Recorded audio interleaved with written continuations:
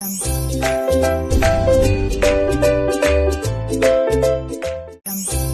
To my channel. So आज के video में हम डिस्कस करेंगे how to add algebraic expression.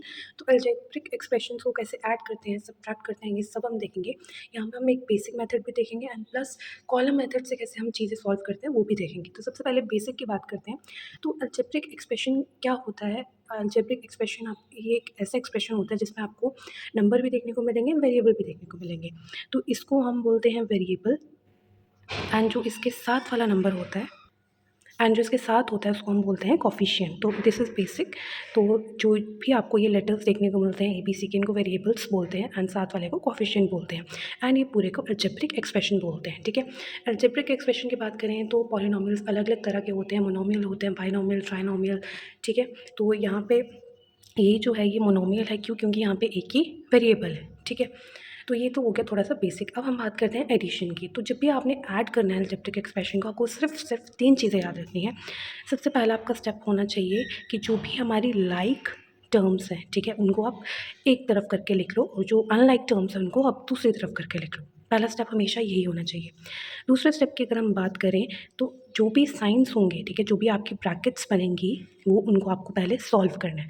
अब ये क्या है क्या नहीं हम पूरा एग्जाम्पल में समझेंगे डिटेल से, बट ये मैं आपको अभी बेसिक बता रही हूँ कि ये 3 स्टेप तो आपने फॉलो करने ही करने हैं जब आपने एक क्वेश्चन सॉल्व करने हैं। तो लाइक टर्म्स को पहले एक तरफ कर लो, दूसरा ब्रैकेट्स को सॉल्व करना है हमेशा, फिर थर्ड आपको उसको प्लस माइनस करना है जो भी आपको क्वेश्चन में दिख रहा है। ठीक है, तो सबसे पहले तो छोटा सा बेसिक से क्वेश्चन से स्टार्ट करते हैं। तो यहाँ पे मुझे ऐड करना है 2G, 3G एंड 4G को। ठीक है, तो मुझे ऐड करना है 2G plus 3G plus 4G को।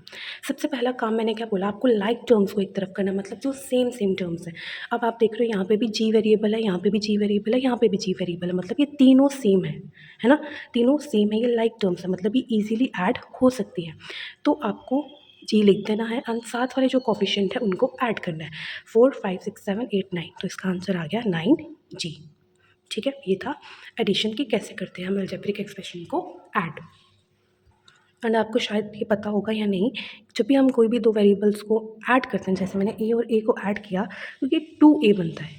ठीक है, अगर मैं A और A को मल्टीप्लाई करूँगी तो ये इसकी पावर बढ़ती है, तो A की पावर 2 हो जाती है। ठीक है, तो एडिशन में हमेशा आप देखोगे कि यहाँ पे कोफिशिएंट्स ऐड हो रहे हैं एंड मल्टीप्लिकेशन में इसकी पावर बढ़ती जाती है। तो ये एडिशन थी, वेरिएबल्स का साथ सेम ही रहेगा, बस कोफिशिएंट ऐड होता रहेगा, बट लाइक टर्म्स का, अनलाइक टर्म्स का नहीं।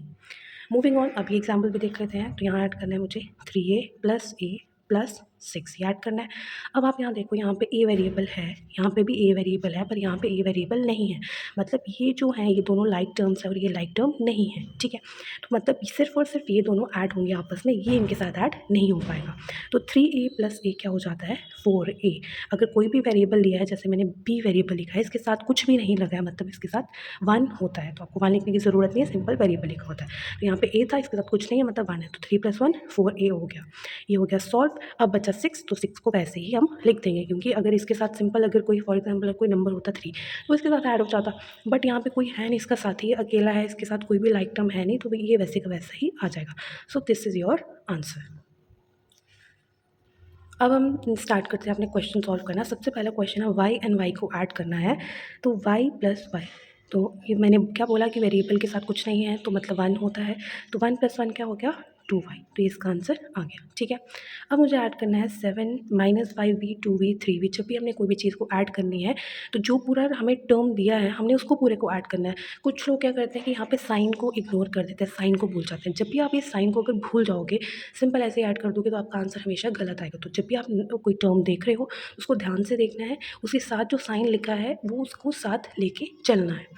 तो पहला है टर्म 7, फिर दूसरा क्या है, हमने क्या करना है, इनको ऐड करना, डाल दिया, प्लस दूसरा वाला नंबर क्या है माइनस का 5v।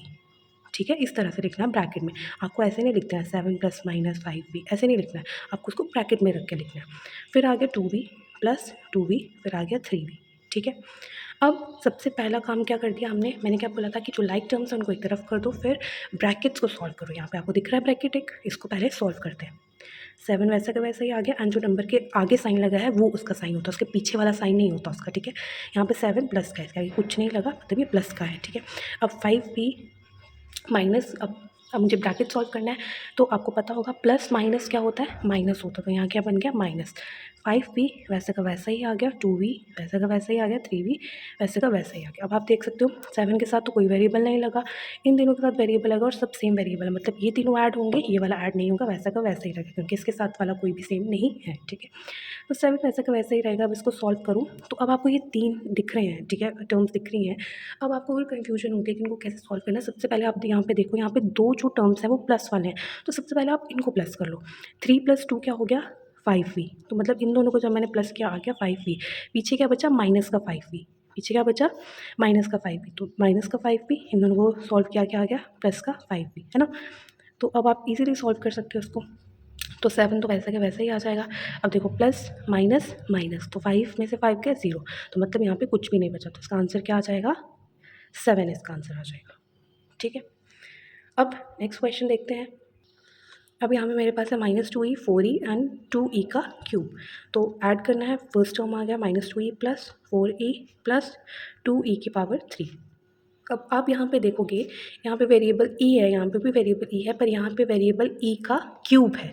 तो मतलब लाइक टर्म्स की अगर मैं बात करूँ तो ये दोनों लाइक टर्म्स हैं, ये लाइक टर्म नहीं है। ठीक है, ई है, ई होने से कुछ नहीं होता। यहाँ पे ई की पावर 1 है, यहाँ पे ई की पावर 1 है, यहाँ पे ई की पावर 3 है। तो 1 वाली पावर के सेम है, और दूसरा ये 3 की पावर है, तो ये इसके साथ ऐड नहीं होगा। ठीक है, तो यहाँ पे हम लिख देंगे, सॉल्व करेंगे इसको, तो प्लस माइनस माइनस होता है। 4 में से 2 गए, कितने बचते हैं, 2 ई बचता है। साइन क्या आएगा यहाँ पे, प्लस का ही आएगा। क्यों, क्योंकि 4e और 2e में से 4e बड़ा था एंड 4e के साथ प्लस का साइन लगा था, तो इसलिए 2e प्लस का आ गया एंड पीछे बचा प्लस 2e का क्यूब। तो ये हो गया आपका आंसर।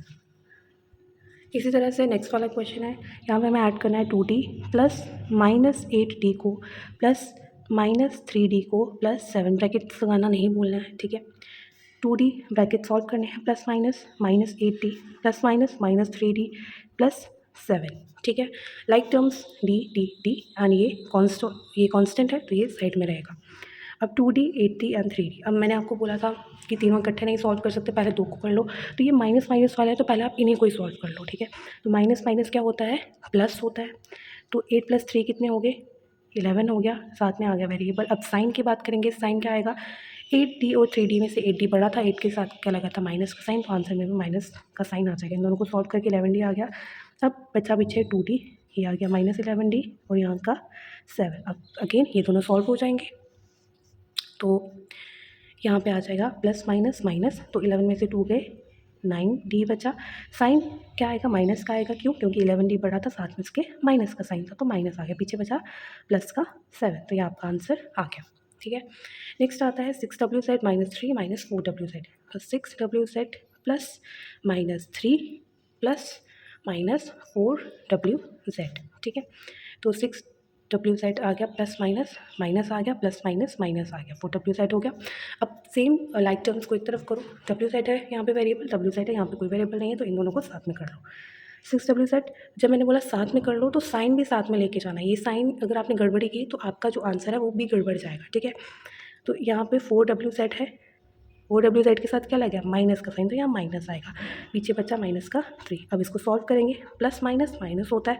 6 में से 4 के बचे 2, wz साथ आ गया एंड -3 वैसा का वैसा नीचे उतर गया, तो ये हो गया आपका आंसर। ठीक है, तो this is how we add any algebraic expression. ठीक है, बस आपको ये चीज़ ध्यान रखनी है कि कौन से लाइक टर्म है उसको एक तरफ करो, उसको सॉल्व करो, साइन को साथ लेके जाना इज़ वेरी वेरी इंपॉर्टेंट।